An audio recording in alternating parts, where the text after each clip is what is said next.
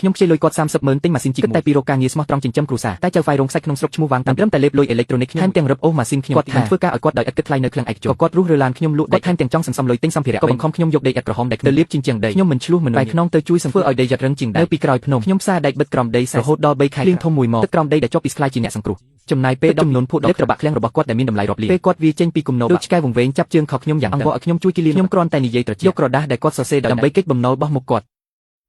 ់ចៅហ្វាយវាងប្រសិទ្ធភាពការពីសំណើមនេះពេញចិត្តទេថ្ងៃក្តៅខ្លាំងធូលីដីពេញខ្ញុំរុញដៃចង្កូតម៉ាស៊ីនជីក Volvo ដាក់ធុងជីកមួយ200ចូលយ៉ាងច្បាស់យូរសំឡេងម៉ាស៊ីនដឹងថាពីក្រោមដីពិតជារឹងណាស់ខ្ញុំបន្ថយប្រេងលើកដៃបន្តិចប្រើកែមធុងជីកយ៉ាងឆ្លៀសវៃថ្មពណ៌បៃតងធំមួយកណ្ដៅបានទាញចេញម៉ាស៊ីនជីកដៃទី2នេះខ្ញុំភ្នាល់ទ្រព្យសម្បត្តិទាំងអស់ជិះលុយ30,000ការប្រាក់ខ្ពស់មិនមែនគ្រាន់តែជាម៉ាស៊ីនជីវិតខ្ញុំដរាបណាដង្កូវនេះខ្ញុំនៅមានសង្ឃឹមសងប្រាក់ 15,000 រៀងរាល់ខែបិទម៉ាស៊ីនត្រឡប់ផ្ទះបងធំនេះជារឿងអីហៅធ្វើទីមែនទេខ្ញុំគិតថាឯងមានក្បាល3ដៃ5មួយជប់និយាយច្រើនទៅលោកលេរបស់ឯងរត់ចេញពីយប់មិញហើយដីនេះឥឡូវជារបស់គ្រួសារវាងយោទេហាលោកលេរត់ចេញហើយបងប្អូនលោកលេរត់ឬមិនរត់ជារឿងរវាងចៅហ្វាយឯងទាំងខ្ញុំគ្រាន់តែជាខ្ញុំចូលធ្វើការក្រមកិច្ចសន្យារបស់ខ្ញុំបានចំណាយប្រាក់ប្រេងនិងប្រាក់ខែតើត្រូវគិតគូបែបណាគិតគូមកខ្ញុំទៀតហាចៅធីក្បាលឯងដាក់ថ្មរអីលោកលេជំពាក់ខ្ញុំ$1 លានសម្រាប់ថ្លៃសម្រាប់គាត់រត់ទៅខ្ញុំទៅទារប្រាក់ពីអ្នកណាប្រាក់3សែនរបស់ឯងចាត់ទុកជាថ្លៃបញ្ចុះស្គាត់ទៅឥឡូវចេញពីទីនេះភ្លាមលោកវាងរឿងនេះមិនគួរប៉ះពាល់កម្មករទេខ្ញុំអាចទៅទារប្រាក់ពីលោកលេវិញប៉ុន្តែរថយន្តនេះខ្ញុំត្រូវតែបើកយកទៅថ្ងៃនេះឯងហ៊ានរើសាកមើលអ្នកណាហ៊ានប៉ះរថយន្តខ្ញុំចាប់ទីឯងក្លាហានណាស់នឹងយកកន្ត្រៃជ្រេះមកគំរាមខ្ញុំឯងគិតថាខ្ញុំមកធ្វើសប្បុរសធម៌ឬលោកលេជំពាក់ខ្ញុំអ្វីទាំងអស់នៅលើដីនេះដែកមួយដុំឥដ្ឋមួយដុំរួមទាំងរថយន្តជីកចាស់ឥឡូវជារបស់ខ្ញុំទាំងអស់ឯងហ៊ានរើថ្ងៃនេះខ្ញុំនឹងយកឯងនឹងរថយន្តកប់ក្នុងដីលឿងនេះបងប៊ីវនិយាយច្រើនពីគាត់ធ្វើអីកាប៊ីនគាត់ជាមុនសិនមើលថាគាត់នៅរឹងរូសទៀតទេបារថយន្តខូចខ្ញុំគ្មានអ្វីសល់ទៀតទេដែនកំណត់នៃការរស់រានដីសង្ឃឹមចុងក្រោយរបស់ខ្ញុំក្នុងនាមជាសិប្បករនឹងត្រូវបាត់បង់ទាំងស្រុងបើវីតែម្នាក់ឯងទុកកំដួល2នាក់ក៏ដោយរថយន្តខ្ញុំក៏មិនអាចរក្សាទុកបានដែរ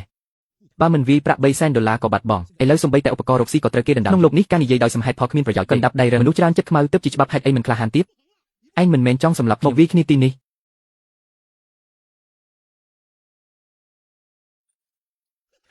ហា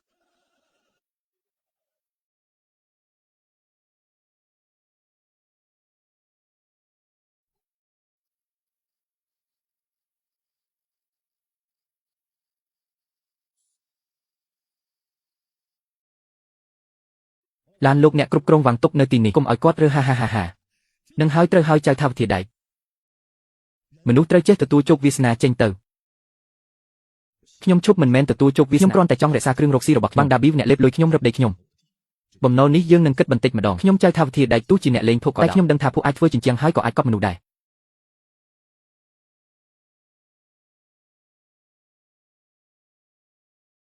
បងប្អូនជីដូនមួយអូនេះមិនមែនលោកអ្នកគ្រប់គ្រងចៅថាវដែលមកអរគុណខ្ញុំកាលពីម្សិលមិញថ្ងៃនេះមិនយកកន្ត្រៃធំមកជាមួយលោកអ្នកគ្រប់គ្រងវាងម្សិលមិញខ្ញុំរំភើបពេកអ្នកគ្រប់គ្រងមុនរត់គ្រប់គ្នាសុទ្ធតែខា$3សែនដែលខ្ញុំដាក់បន្ថែមចាត់ទុកខ្ញុំទទួលចាញ់ថ្ងៃនេះខ្ញុំមកតែសុំយករថយន្តជីករបស់ខ្ញុំទៅវិញនោះជាគ្រឿងរកស៊ីរបស់ហើយក៏ជាវត្ថុបញ្ចាំរបស់នៅទីនេះមិនបានទេចៅថាវិធាដែកឯងមិនយល់ភាសាមនុស្សទេខ្ញុំបានប្រាប់យ៉ាងច្បាស់កាលពីម្សិលនោះឥឡូវជារបស់ខ្ញុំរបស់នៅលើដីក៏ជារបស់អ្នកគ្រប់គ្រងមុនជំពាក់រថយន្តជីកឯងឈប់លើដីខ្ញុំនោះជាវត្ថុបញ្ចាំឯងគ្រាន់តែបើកមាត់និយាយចង់យកឡានទៅអីក៏ឯងចង់បានផលប្រយោជន៍អ្នកគ្រប់គ្រងវាងមួយម៉ាត់បានបើកបរនឹងឯកសារម៉ាស៊ីនខ្ញុំពិនិត្យហើយអ្នករឹបឡានខ្ញុំមិនសមហេតុផលទេហានៅស្រុកនេះអញគឺជាច្បាប់ឥឡូវខ្ញុំគ្រាន់តែទូរស័ព្ទឯងនឹងត្រូវរស់ជាគ្រឿងបន្លាស់នៅថ្ងៃស្អែកឯងនឹងរកមិនឃើញសំបីតែវីសមួយអ្នកក្នុងអាជីពនេះដឹងទាំងអស់ផ្លូវងឹតរស់ឡានលឿនប៉ុណ្ណារថយន្តជីកល្អមួយយប់អាចបំបែកជាដុំតូចម៉ាស៊ីនស្នប់ធារាសាស្ត្រខ្សែរ៉ូឡាខ្ចាត់ខ្ចាយទាំងអស់តើអ្នកចង់ធ្វើអីខ្ញុំវាងដាប៊ីមិនមែនជាមនុស្សខូចខើទេនឹងប្រាប់ផ្លូវល្អមួយឲ្យឯង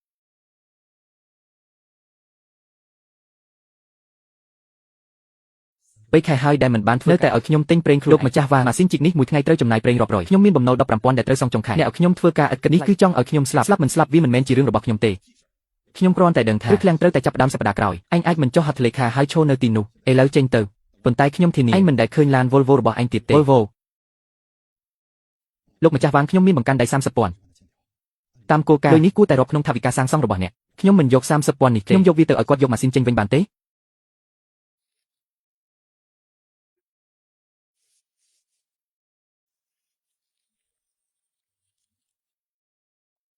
បង្កាន់ដៃអីខ្ញុំមិនឃើញទេចៅធីខ្ញុំមិនចង់និយាយឥតប្រយោជន៍ទេចុះហត្ថលេខាធ្វើការហើយយកឡានវិញមិនចុះទេចេញទៅនោះជាប្រាក់30,000ដែលខ្ញុំរកបានដោយឈាមខ្ញុំបើកម៉ាស៊ីនទាំងយប់ទាំងថ្ងៃរកលុយពីដីលឿងដោយជីវិត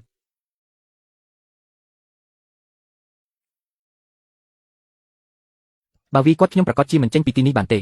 មិនត្រឹមតែខ្ញុំនឹងខ្លាចជារបស់វាងដាប៊ីយ៉ាងប្រកបបំណុលខ្ពស់ដែលខ្ញុំមាននឹងធ្វើឲ្យខ្ញុំគ្មានផ្លូវចេញអ្នកមានជំនាញពឹងលើជំនាញមិនមែនកណ្ដាប់ដៃទេដោះស្រាយជាមួយពស់ក្នុងរូបប្រើកម្លាំងគឺជាវិធីអាក្រក់បំផុតត្រូវប្រើវិធីដែលគាត់មិនយល់ជីករណ្ដៅស្លាប់ដែលគាត់មិនអាចឡើងបានអញ្ចឹងខ្ញុំចុះហត្ថលេខាហាចៅធីគេថាឯងរឹងរូសបែរជាគ្រាន់តែឆ្កែស្មោះត្រង់ទៅវិញធ្វើបែបនេះតាំងពីដើមមិនចប់ទេស្អែកម៉ោង 7 ព្រឹកខ្ញុំនឹងយកម៉ាស៊ីនចូលសង្ឃឹមថាលោកម្ចាស់វាងនិយាយធ្វើការរួចឲ្យខ្ញុំយកឡានចេញ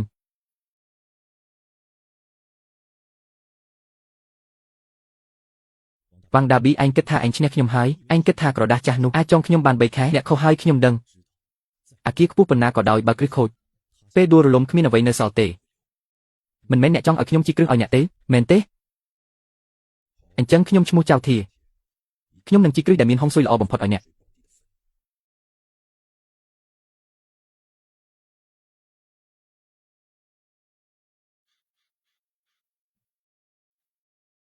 ខ្ញុំធំក្លិនប្រេងម៉ាស៊ូតដែលឆេះច្រមុះខ្ញុំហូរឈាមទាំងអស់នេះជាលុយដើម្បីលុះម៉ាស៊ីននេះមកខ្ញុំមិនត្រឹមតែខាត់ពលកម្ម3ថែមទាំងត្រូវចេញរែងនិងថែទាំរាប់ម៉ឺនបើពីមុនការងារបែបនេះខ្ញុំចង់បំផ្លាញឡានជាងធ្វើប៉ុន្តែឥឡូវខ្ញុំនៅជំពាក់ប្រាក់កម្ចីធនាគារច្រើនខ្សែសង្វាក់ហិរញ្ញវត្ថុដាច់ខ្ញុំគ្មានសិទ្ធិសូម្បីតែបំផ្លាញឡាន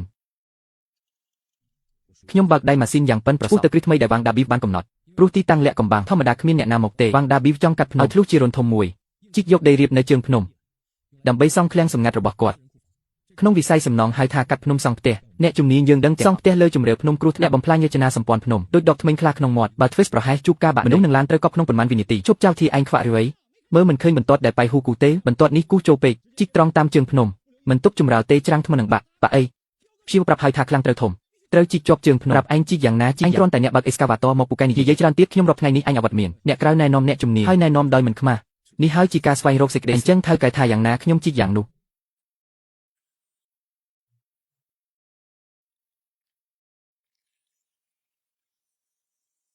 មួយដុំពីរដុំ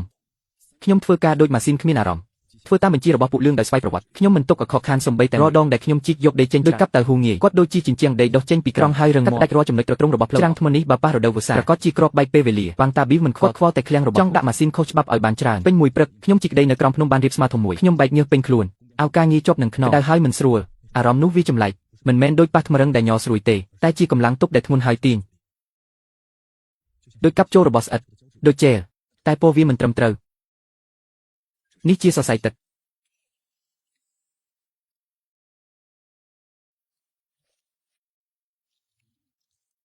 ធ្វើការនៅកន្លែងសំណង់ខ្ញុំមិនចេះភូមិសាស្ត្រទេតែខ្ញុំចេះជំនឿចាស់គេហៅថាដីស្លាប់អ្នកចាស់ខ្លះហៅដីក្រហមដីនេះមានលក្ខណៈពិសេសគឺខ្វះទឹកវាដូចស្រទាប់ប្រេងការពារទឹកជ្រាបចូលមិនរួចចេញក៏មិនរួចហើយពេលនេះខ្ញុំប្រើអេសកាវ៉ាត័រកាត់ផ្ដាច់មាត់បង្ហូរទឹកក្រោមដីគឺជើងភ្នំនេះចេញទាំងស្រុងបើច្រាំងថ្មនេះនៅចំហទឹកក្រោមដីក៏ហូរតាមជញ្ជាំងភ្នំចេញមកក្រៅពីគ្រឹះសាមបន្តិចមិនមានបញ្ហាអ្វីតែវាងតាប៊ីចង់សង់ឃ្លាំងនៅទីនេះសង់ឃ្លាំងត្រូវតែនៅមុខច្រាំងថ្មបញ្ឈរនេះជាប់នឹងភ្នំសង់ជញ្ជាំងបេតុងពង្រឹងដាច់រឹងមាំសង់ជញ្ជាំងមិនគួរតាមច្បាប់សំណង់រវាងជញ្ជាំងការពារត្រូវទុកចន្លោះយ៉ាងតិចកន្លះម៉ែត្រដាក់ថ្មក្រាលធំឲ្យពេញរួចក៏បំពង់ដែលមានរន្ធនឹងហៅថាស្រទាប់បើធ្វើបែបនេះពីលើភ្នំហូរចុះនឹងថ្មក្រាលវានឹងហូរតាមបំពង់ចូលលូទើបជញ្ជាំងមានសុវត្ថិភាពដល់នឹងពេលដងខ្ញុំចាប់ផ្ដើមលោតញាប់ណាស់នេះហើយជាចំណុចខ្សោយរបស់វាងដាប៉ូ